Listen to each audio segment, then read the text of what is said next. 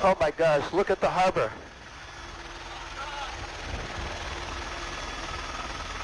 Oh my gosh. This looks like Baghdad or something.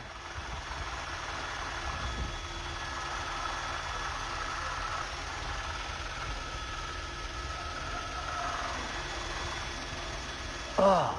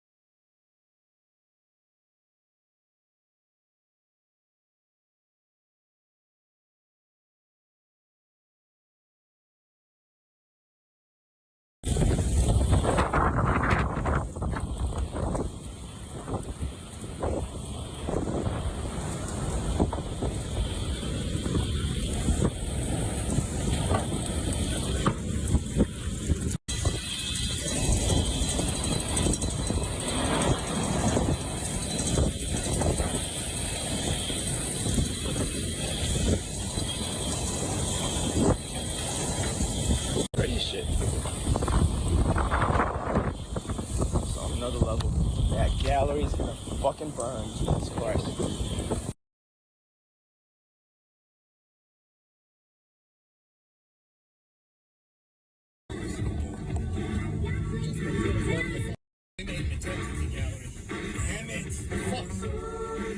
That shit's like dry wood, bro. That's kindling.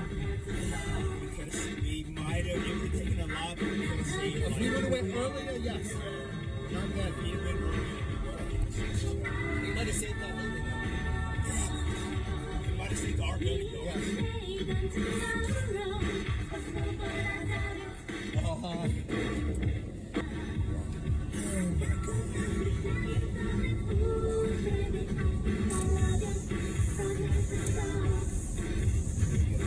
No, we're good. Just trust me. I'm going to see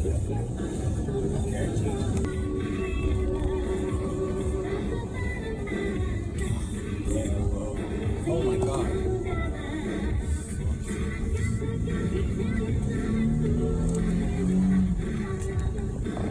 It's like the police were over here. questions in 60 seconds. Wait a minute. Wait. It's kind of light over here. Your channel weird. Right now. The winning begins on Monday, August 21st. 94.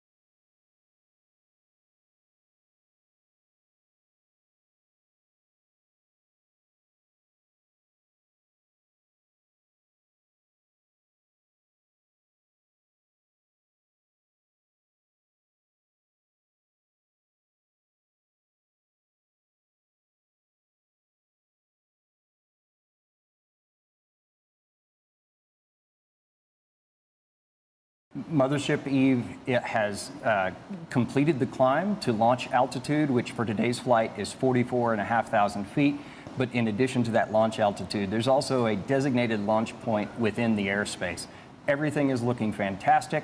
As I said, we're already at altitude. We're at 46,000 feet right now, and just a beautiful view you get from up there. I imagine our crew are taking it in, and they're preparing themselves as we get closer and closer to that big moment.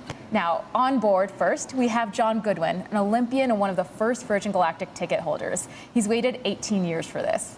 John is joined by Keisha Shahoff and Anastasia Myers, a Caribbean mother-daughter duo who won their seats in a draw that raised funds for nonprofit Space for Humanity. These three remarkable individuals show that the barriers that once existed to becoming an astronaut are being broken down. We are about 4.5 minutes out from release. That's an estimate based on our expected time of arrival at the release point, and that gets closer and closer to being accurate as we get closer and closer to that release point. So at this point, 4.5 minutes out, that's a fairly accurate estimate. As you just mentioned, that release point. Right after that, the crew lights the rocket motor, and Unity's trajectory to space starts in that horizontal release position before turning towards space, a maneuver that we refer to as the gamma turn. 3, 2, 1, release, release, release. Ignition. Good control. There's Mach 1. The pilots have started trimming for that turn towards space. This is the part where they're seeing Earth move away and seeing space come into view and seeing that they're going to space, and just, it is an incredible feeling. So everybody on board has been cleared to unstrap and enjoy that zero-G experience. The pilots have unlocked the feather. That's the preparation so that they can raise the feather here momentarily.